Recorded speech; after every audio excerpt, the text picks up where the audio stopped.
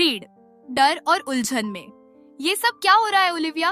हम कितनी देर से ड्राइव कर रहे हैं लेकिन ना रात हो रही है ना दिन बदल रहा है। कुछ तो बहुत गलत है यहाँ।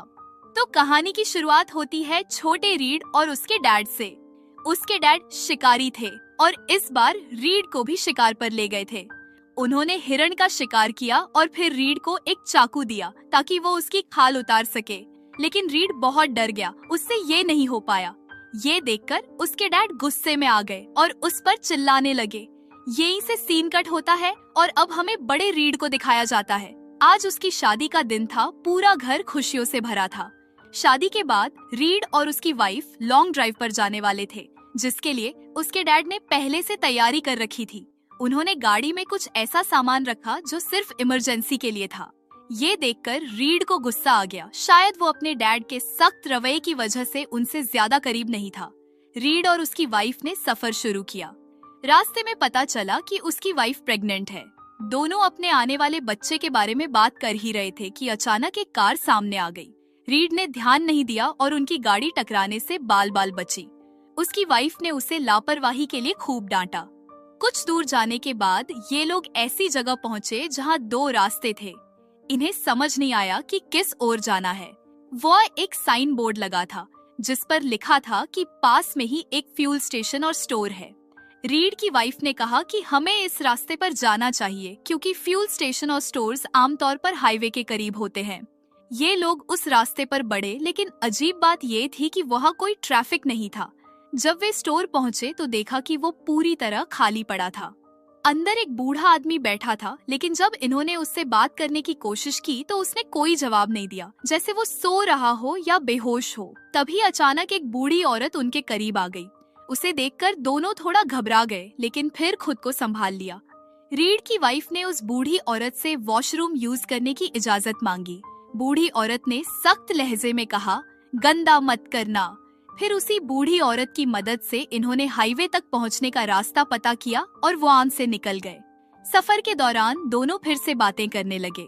तभी अचानक रीड को ऐसा महसूस हुआ जैसे किसी ने बाल्टी भरकर उसकी गाड़ी पर खून गिरा दिया हो, लेकिन अगले ही पल सब कुछ नॉर्मल हो गया। उसने सोचा कि शायद ये सिर्फ उसका वोम था। कुछ देर बाद ओलिविया यानी रीड की वाइफ ने रेडियो ऑन कर दिया। वह नॉर्मल गाने बज रहे थे, लेकिन रीड को उनमें एक और आवाज सुनाई दी जैसे कोई कह रहा हो, तुम्हारी वाइफ तुमसे प्यार नहीं करती। आगे रास्ते में उन्हें एक बूढ़ा आदमी दिखा। रीड को लगा कि शायद वो लिफ्ट मांग रहा है। ओलिविया ने पहले ही कह दिया, हम इसे लिफ्ट नहीं देंगे, क्या पता ये कौन है। रीड थक चुका था तो अब ड्राइविंग ओलिविया करने लगी। तभी रीड को बहुत अजीब महसूस हुआ, जैसे वो आगे बढ़ने के बजाय पीछे की ओर जा रहे हो। उसने इन बातों को नजरअंदाज किया और सोने की कोशिश करने लगा। जैसे ही रीड की आंख लगी, उसे महसूस हुआ कि ओलिविया एक डरावने शैतान में बदल गई है। उसका चेहरा और आंखें बहुत भयानक हो गई, जैसे वो रीड को खाने ही वाली हो। तभी अचानक रीड की आंख खुल गई। वो घबराकर इधर उधर देखने लगा। इस सड़क पर आते ही अजीब अजीब चीजें होने लगी थी और सबसे ज्यादा उसके साथ। वो समझ नहीं पा रहा था कि ये सब क्यों हो रहा है। ओलिविया ड्राइव कर रही थी, लेकिन उसने अब तक मीटर नहीं देखा था। जब रीड ने मीटर पर नजर डाली तो देखा कि टैंक लगभग खाली हो चुका था। ऐसा तो तभी हो सकता था जब ये कई घंटे से लगातार ड्राइव कर रहे हो। ओलिविया ने हैरानी से कहा, मुझे तो लगा हम बस कुछ ही मिनट से ड्राइव कर रहे हैं। रीड का दिमाग घूम गया, कुछ तो गड़बड़ है। Time loop. वो समझ गया कि वो बहुत देर से एक ही चीज दोहरा रहे हैं, लेकिन उन्हें इसका एहसास तक नहीं हो रहा। अब ओलिविया को भी यकीन करना पड़ा। ओलिविया का सिर घूमने लगा, उसे अजीब महसूस होने लगा। रीड ने उसकी मदद करने के लिए गाड़ी के पीछे कुछ लेने की कोशिश की। तभी ओलिविया को गाड़ी पर खून नजर आया। अगले ही पल उसे सड़क पर एक खून से लथपथ लड़की दिखी। डर के मारे उसने तेजी से गाड़ी भगा दी। रीड ने चौंक कर पूछा, ये क्या कर रही हो? तब ओलिविया ने डरते हुए सब कुछ बता दिया। बात करते करते वे फिर उसी बम्पर के पास पहुंच गए जहां से वो निकले थे। अब तो दोनों का दिमाग चकरा गया। रीड ने ध्यान दिया कि वो कई घंटे से सफर कर रहे हैं, लेकिन अभी तक शाम से रात नहीं हुई। जैसे ही दोनों गाड़ी से बाहर निकले, अचानक चारों तरफ घना अंधेरा छा गया। एक पल में ही रात हो गई। तभी ओलिविया की नजर पास के पेड़ पर पड़ी। वहाँ एक आदमी की लाश लटकी थी। उसका शरीर ऐसे उधेड़ा गया था जैसे किसी ने उसे खा लिया हो। इससे पहले कि वो कुछ समझ पाते, अचानक एक अजनबी आदमी जिसने मास्क पहना था उन पर हमला कर देता है। दोनों घबराकर जान बचाने के लिए दौड़ते हैं और गाड़ी में बैठकर भागने की कोशिश करते हैं। डर के मारे रीड गाड़ी को आगे बढ़ाने के बजाय बैक ड्राइव करने लगता है। पीछे जाते जाते दोनों ये भी भूल गए कि वो ऐसा कर क्यों रहे हैं। तभी अचानक वही मास्क पहना आदमी फिर से उनकी गाड़ी के सामने आ गया। अब गाड़ी का फ्यूल भी खत्म हो चुका था, वो कहीं भाग भी नहीं सकते थे। तभी सामने से एक गाड़ी आई। उसके हॉर्न से मास्क वाला आदमी चौंक गया और इस मौके का फायदा उठाकर रीड और ओलिविया जंगल की तरफ भाग गए। लेकिन जंगल में घुसते ही फिर से अजीब चीजें होने लगी।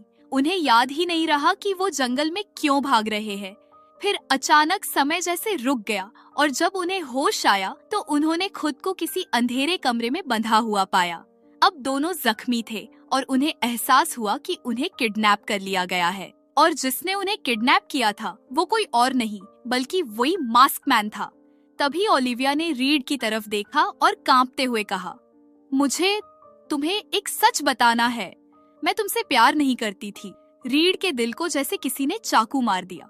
ओलिविया ने रोते हुए कहा, मैं मजबूरी में तुमसे शादी की थी, मैं किसी और के साथ भी थी और सच कहूँ तो मुझे नहीं पता कि ये बच्चा तुम्हारा भी है या नहीं। रीड का खून खौल उठा। तभी कमरे में पड़ा रेडियो खुद ही चालू हो गया और गाने के बीच से एक आवाज आई, मैंने कहा था ना ये तुमसे प्यार नहीं करती। रीड ने झटके से देखा।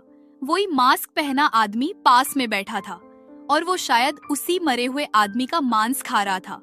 अब उसकी नजरें रीड और ओलिविया पर थीं, लेकिन इससे पहले कि वो हमला करता अचानक कोई पीछे से आया और उसके सिर पर जोरदार वार कर दिया। मास्क मैन बेहोश होकर गिर पड़ा।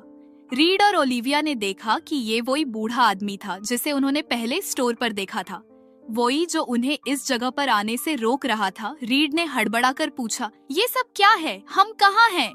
बूढ़े आदमी ने गहरी सांस ली और कहा, ये जगह श्रापित है, यह सब कुछ एक टाइम लूप में फंसा हुआ है। ना समय आगे बढ़ता है, ना कोई यहाँ से बचकर निकल पाता है और जितनी देर तुम यहाँ रहोगे उतना ही अपना अतीत भूलते जाओगे, जैसे मैं भूल चुका हूँ। ये कहानी कुछ सालों से एक ही जगह पर फंसे एक आदमी की है जिसे याद भी नहीं कि वो कितने वक्त से यहाँ है। वो बूढ़ा हो गया था और उसे लगने लगा था कि शायद वो इस टाइम लूप में ही मर जाएगा। लेकिन अचानक उसकी याददाश्त जाने लगी। वो ओलिविया और रीड को भूल गया और उन पर हमला करने लगा। डरकर वे दोनों वहाँ से भाग निकले। भागते भागते सुबह हो गई, लेकिन रीड ओलिविया से नाराज था। वो उससे बात नहीं करना चाहता था, लेकिन अभी उनके लिए सबसे जरूरी चीज ये थी कि वे किसी भी तरह इस जगह से बाहर निकले। रास्ते में उन्हें कोई इंसान दिखा। ध्यान से देखने पर पता चला कि वो ओलिविया ही थी जब वो जंगल में वॉशरूम के लिए गई थी। तभी उन्हें समझ आया कि वे एक टाइम लूप में फंसे हुए हैं। हर बार सब कुछ वैसे ही दोबारा हो रहा था।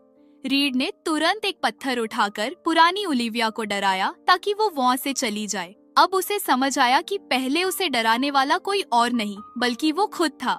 फिर उसने अपनी गाड़ी से पेट्रोल निकाला और अगले लूप में खुद को बचाने के लिए अपनी ही गाड़ी में डाल दिया। अब उन्हें ये भी समझ में आया कि अगर वे गाड़ी को पीछे की ओर चलाएंगे तो टाइम भी पीछे जाएगा और शायद वे इस लूप से बाहर निकल सके। लेकिन जैसे जैसे वे पीछे जाने लगे उनकी याददाश्त फिर से जाने लगी और उन्होंने गाड़ी को दोबारा आगे की तरफ चलाना शुरू कर दिया। तभी उन्होंने देखा कि किसी नकाब पहने आदमी ने नए लूप में आने वाले रीड और ओलिविया पर हमला कर दिया था। रीड और ओलिविया ने अपनी गाड़ी का हॉर्न बजाकर उस नकाबपोश का ध्यान भटकाया।